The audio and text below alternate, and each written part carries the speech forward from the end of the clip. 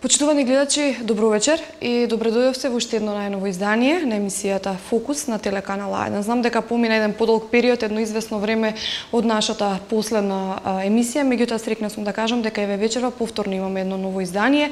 Имаме гостин во кој што вечерва ќе разговараме, ќе зборуваме на тема политика, поточно на моменталната политичка состојба во Македонија. Мој ваш вечерашен гостин во емисијата Фокус е председателот на општинската организација на граѓанската опција за Македонија или Гром од Струмица, а воедно и член на извршниот одбор на Гром, господинот Сашо Милковски. Господин Милковски, добро вечер и добре дојдовте во Фокус.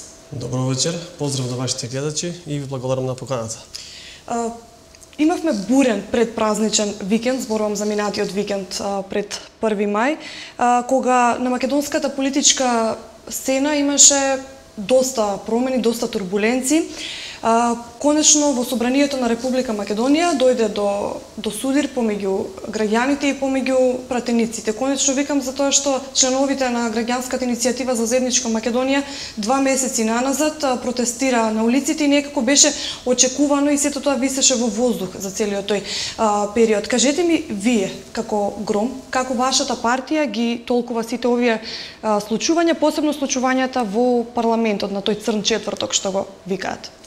Граѓанската опција за Македонија веднаш по немилите настани кои што се случи на 27 април излезовме со конференција за печат, каде што председателот на партијата многу децидно, многу одмерено и со голема мудрост ги искажа нашите партиски ставови.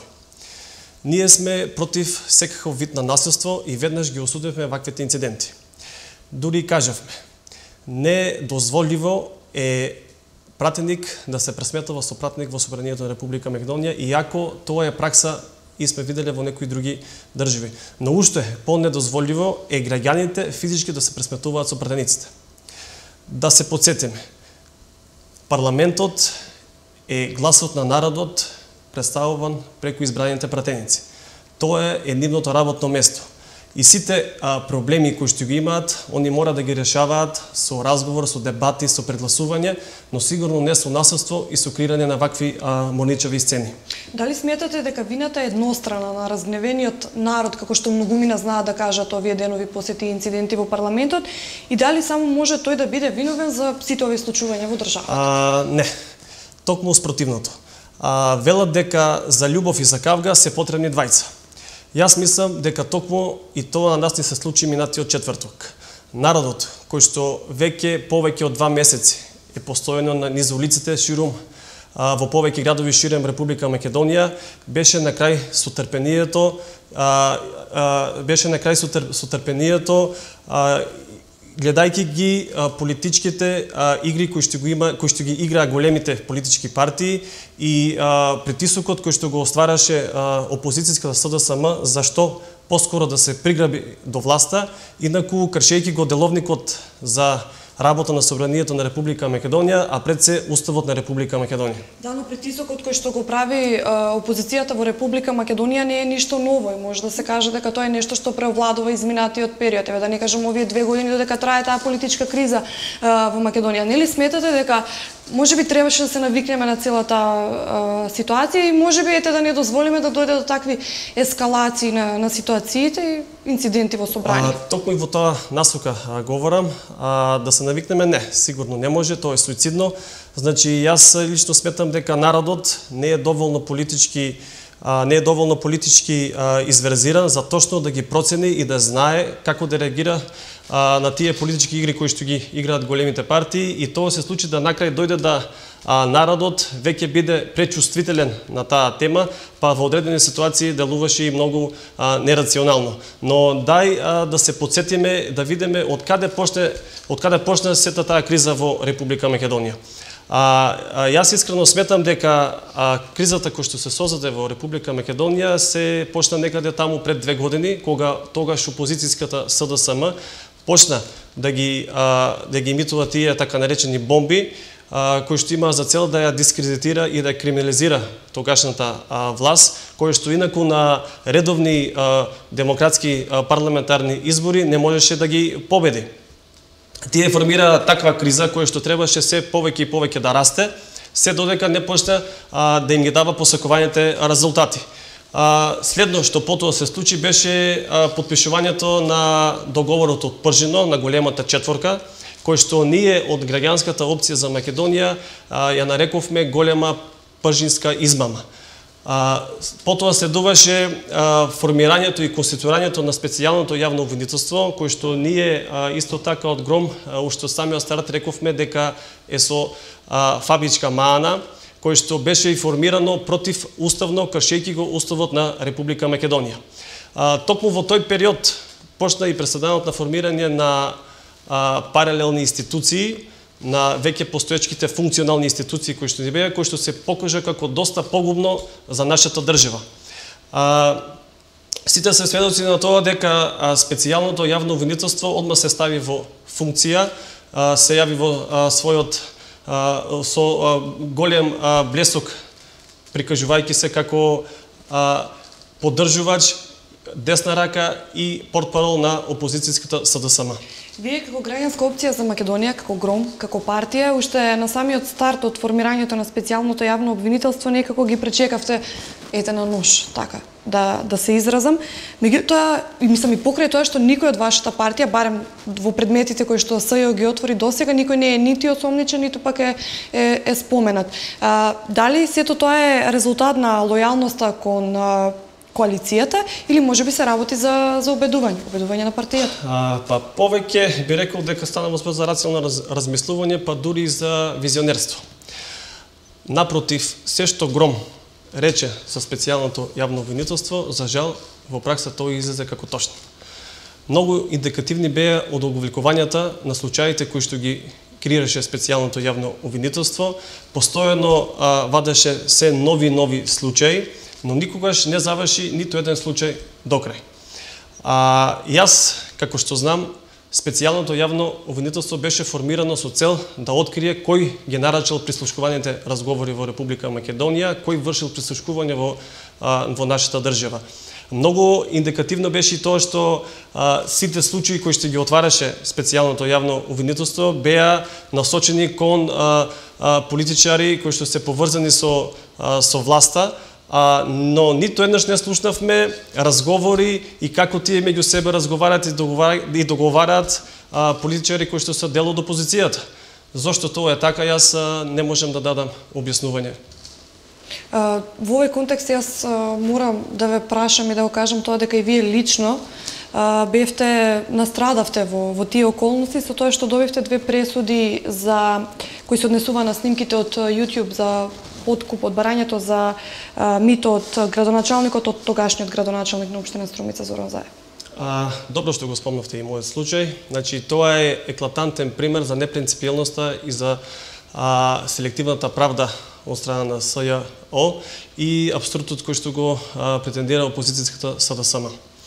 Значи, јас морам да кажам дека во 2 наврати бев осуден за клевета и за навреда и бев осуден со нематеријална штета од 200.000 денари и 100.000 денари кои што требаше да бидат исплатени за случај кој што беше снимен под посебни истражни мерки, кој што се појави на YouTube, нели? И како во пресудата беше наведено дека сите нелегално прибавени видеозаписи, па дури и аудиозаписи не може да се земат како доказ во поставка. И сега јас мора да прашам, дали нелегално прибавените аудиозаписи кои што ги пушташе опозицијата СДСМ, дали тие ќе бидат доказ или ќе бидат како се користат за предмет за отпушнување на постапки и за кривични пријави против одредени лица. Да, вие како партија уште еднаш укажавте на двојниот морал и селективната правда која според вас ја прокламира опозицијата во Македонија. Да, тоа беше по повод последните случувања во Собранието на Република Македонија. Се дигна тогаш голема, се дигна и оште ја трае фамата околу тоа да бидат одговорни само луѓето кои што нели насилно влегува во Собранието на Република Македонија, кои што со физички се пресметуваа со дел од пратениците. Цело време во фокусите на сцената беа крвавите настани кои што сте стварно за осуда, но да се вратиме 2 часа назад, да видиме како пратеник во собранието на Република Македонија пееше химна на странска држава. Нели е тоа настан за осуда и за кривична пријава? Кршење на деловникот за работа на собранието на Република Македонија од страна на 2 опозицијски пратеници. Исто така, нели е тоа случај за осуда и за одговорност према тие лица? И плюс, морам да нагласам дека и лидер на политичка партија јасно каже дека имале сценарио по кој се движеле и го остварувале тоа што се случуваше четвртокот на 27. Ние од ГРОМ секогаш се залагаме и поддржуваме подеднаква правда за сите.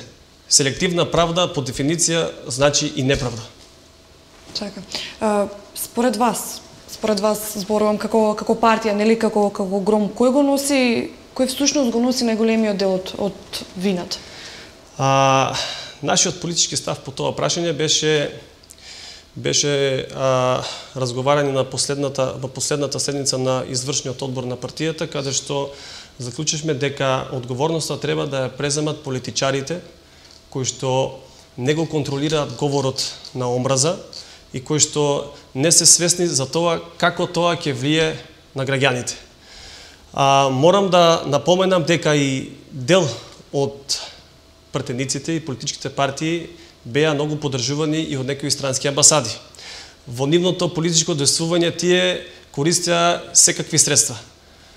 Ние од ГРОМ постојано предупредувавме и кажувавме дека меѓупартиската криза која што беше пред изборите ќе се претвори во меѓуетничка криза после изборите. И ете, тоа денес ни се случи на нам, гледајќи дека веќе никој во државата не се занимава со зголемување на плати, на пензии, отварање на нови работни места и така натаму. Сите сме фокусирани кон тиранската платформа, кон унитарноста на државата и слично. Што е според вас решението за крајно затегнатата ситуација која мора да констатираме дека од ден на ден вртоглаво се менува? Јас сметам дека вештачко формираното парламентарно мнозинство, кое што не ги доби изборите, последните парламентарни избори, сметам дека не стои цврсто, туку напротив ќе стои на стаклени нозе. Народот се повеќе и повеќе сваќа што се случува во државата, свесен е за загрозување на унитарноста и идентитетот и сметам дека болната желба за доаѓање на власт по секоја цена може да се случи да народот повеќе не може да се контролира со политички средства, што ќе биде многу погубно за нашата држава. Јас морам уште еднаш да ве прашам, по-конкретно за тоа што сакам да добијам конкретен одговор. Што според вас е решението за ова? Според нас сметаме дека нови предвремени парламентарни избори ќе бидат најсоодветното решение за ситуацијата во која што сега се наоѓаме и сметаме дека новото оформено парламентарно мнозинство ќе биде стабилно и ќе може да ги спроведува сите работи кои што се неопходни за нормално функционирање на нашата држава. Господине Милковски, јас ви благодарам за издвоеното време и за гостувањето во Фокус. Ви благодарам и на вам. И вам, почитувани гледачи, ви благодарам на вниманието со кое не следевте. Останете и понатаму на нашата фреквенција и со нашата програма. Пријатно!